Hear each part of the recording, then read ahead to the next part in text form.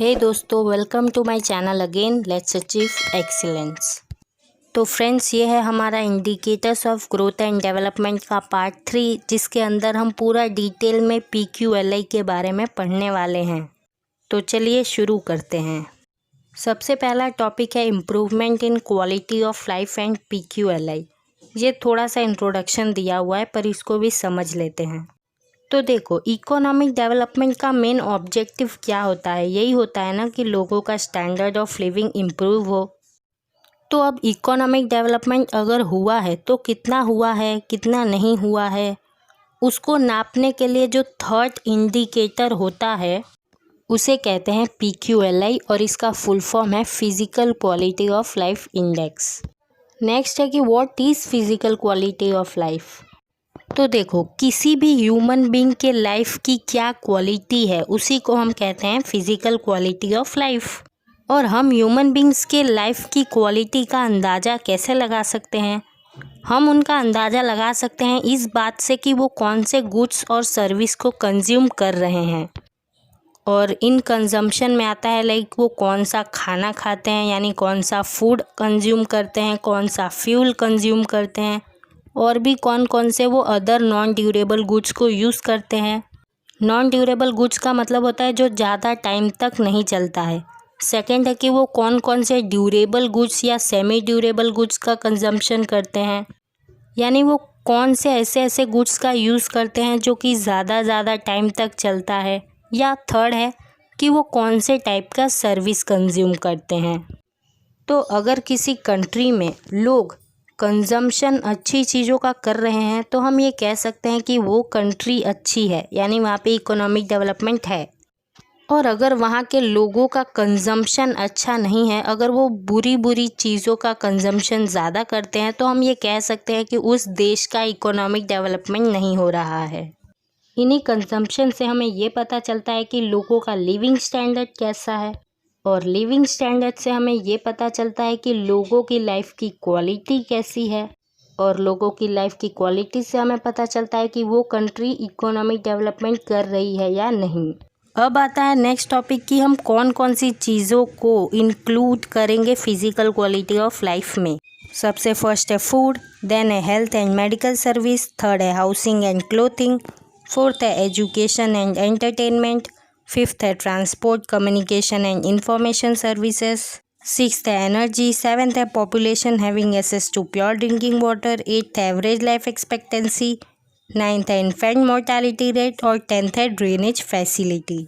अगर आपके कंट्री में ये सारी चीज़ें ठीक है, ये 10 के 10 एस्पेक्ट्स अगर आपके कंट्री में ठीक है, तो ये कहा जाएगा कि आपकी कंट्री का फिजिकल क्वालिटी ऑफ लाइफ अच्छा है। और अगर वो अच्छा है तो श्योर आपकी कंट्री में इकोनॉमिक डेवलपमेंट हो ही रहा है। अब नेक्स्ट टॉपिक है physical quality of life index, यानी PQLI। हमने पीछे फिजिकल क्वालिटी ऑफ लाइफ ही पढ़ा था खाली। अब देखो, नेशनल इनकम और पर कैपिटा इनकम में बहुत सारी लिमिटेशंस थी। इसकी वजह से इन्हें रियल इंडिकेटर्स नहीं माना जाता है, क्योंकि इन दोनों में सिर्फ इनकम की बात की जा रही थी। लेकिन हमें भी पता है कि एक कंट्री का इनकम बढ़ाना वो कुछ लोगों के ही हाथ में होता है, और हम उसको डेवलपमेंट नहीं कह सकते। अगर डेवलपमेंट कहना ही है तो हम उसको कहेंगे जहाँ पे पुअर लोगों का भी स्टैंडर्ड अच्छा हो रहा है, उनका भी लिविंग स्टैंडर्ड बढ़ रहा है। लेकिन ऐसा तो कुछ होता नहीं है। कुछ ही लोग होते हैं जो कि एक कंट्री का नेशनल इनकम बढ़ा देते हैं, पर कैपिटा इनकम उन्हीं लोग की वजह से सिर्फ बढ़ पाता है। इन्हीं सब लिमिटेशंस की वजह से Morris Davis Morris physical quality of life index को लेके आए, जिसे शॉर्ट में PQLI कहते हैं। इस इंडेक्स के हिसाब से अगर आपके कंट्री के ह्यूमन बींग्स की लाइफ की क्वालिटी अच्छी है तो आप कह सकते हैं कि आपके कंट्री में इकोनॉमिक डेवलपमेंट हो रहा है। अगर आपको दो कंट्री के बीच में कंपैरिजन करना है तो भी आप इजीली कर सकते हो। अगर किसी दूसरे कंट्री का फिजिकल क्वालिटी ऑफ लाइफ अच्छा है तो वो आपसे ज़्यादा डेवलप्ड हो गई है। अब नेक्स्ट है कि वो कौन सी 3 चीज़ें हैं जिसे PQLI में रखा गया है, मतलब कि वो कौन से 3 डिटरमिनेंट्स हैं जिनकी हेल्प से physical quality of life index को निकाला जाता है। तो पहला है एक्सटेंट ऑफ एजुकेशन। आपके कंट्री का लिटरेसी लेवल कैसा है, यही बता देता है कि आपके कंट्री का एजुकेशन कैसा है। अब ये लिटरेसी लेवल क्या होता है, तो आपके टोटल पॉपुलेशन में से जितने % लोग पढ़े लिखे हैं उसे हम कहते हैं लिटरेसी लेवल। अगर लिटरेसी लेवल अच्छा है तो एजुकेशन अच्छा है, एजुकेशन अच्छा है तो फिज़िकल क्वालिटी ऑफ लाइफ अच्छा है, और ये अच्छा है तो हाँ इकोनॉमिक डेवलपमेंट हो रहा है। सेकंड है लाइफ एक्सपेक्टेंसी। लाइफ एक्सपेक्टेंसी क्या होता है, तो जब कोई बच्चा बॉर्न होता है तब से लेके वो कितने साल तक जीता है एवरेजली, उसको हम कहते हैं लाइफ एक्सपेक्टेंसी। अगर लाइफ एक्सपेक्टेंसी अच्छा है तो ये कहा जाता है कि मेडिकल सर्विस उस कंट्री का अच्छा है, यानी कि यहाँ पे अच्छा फिज़िकल क्वालिटी ऑफ लाइफ है, और अगर ये अच्छा है तो इकोनॉमिक डेवलपमेंट भी उस कंट्री का हो रहा है। थर्ड है इन्फेंट मोर्टेलिटी रेट। अब ये क्या है, तो 1 साल के अंदर कितने जन्मजात शिशु मरते हैं, out of 1000 birth is known as infant mortality rate. Simple सा मैं बोलूँ तो जब कोई बच्चा बॉर्न होता है तो अगर वो अपना 1 साल भी कंप्लीट नहीं कर पाया, उसके पहले ही मर गया, तो वो होता है इन्फेंट मोर्टेलिटी। तो इसी तरह 1000 बच्चों को मिला के इन्फेंट मोर्टेलिटी रेट निकाला जाता है। अगर इन्फेंट मोर्टेलिटी रेट कम है तो कह सकते हैं कि इस कंट्री की medical service, health care service अच्छी है, यानी कि physical quality of life index अच्छा है, यानी कि श्योर इकोनॉमिक डेवलपमेंट भी हो रहा है। अब नेक्स्ट है कि क्यों इन्हीं 3 को लिया गया PQLI को नापने के लिए। तो सबसे फर्स्ट है लिटरेसी। तो लिटरेसी को एक बहुत इम्पॉर्टेंट मेजरिंग रॉड माना जाता है। क्यों? क्योंकि अगर किसी कंट्री का एजुकेशन बढ़ा है, किसी कंट्री का लिटरेसी लेवल अच्छा है, तो हम ये मानेंगे कि उस कंट्री के लोग भी समझदार हैं, और लोग समझदार होंगे तो नेशनल डेवलपमेंट होगा, और नेशनल डेवलपमेंट होगा तो इकोनॉमिक डेवलपमेंट होगा।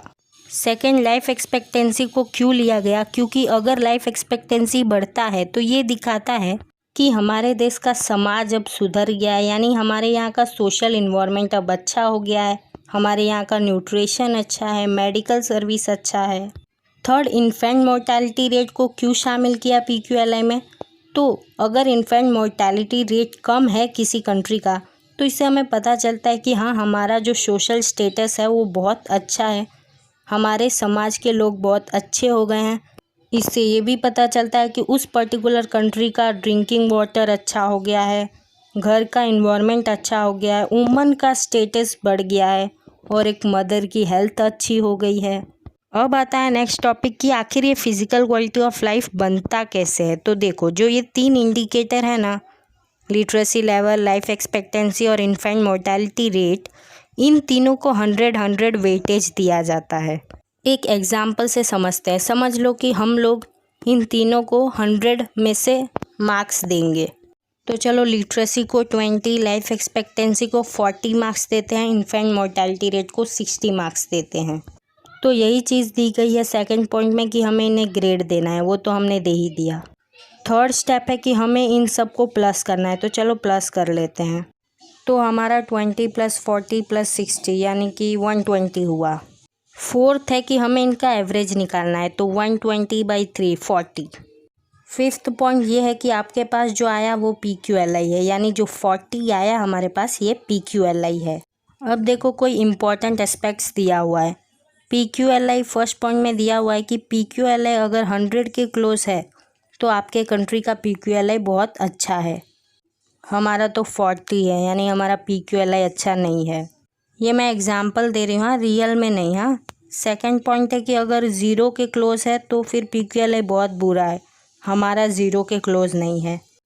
थर्ड है कि PQLI हमेशा 0 to 100 में ही होता है, एब्सोल्युटली 0 to 100 में ही होगा ना, क्योंकि हम भले ही उन तीनों को 100 पॉइंट दे दे, 300 हो जाएंगे, लेकिन फिर आप उनका एवरेज निकालोगे ना तो वो 0 to 100 में ही आएगा।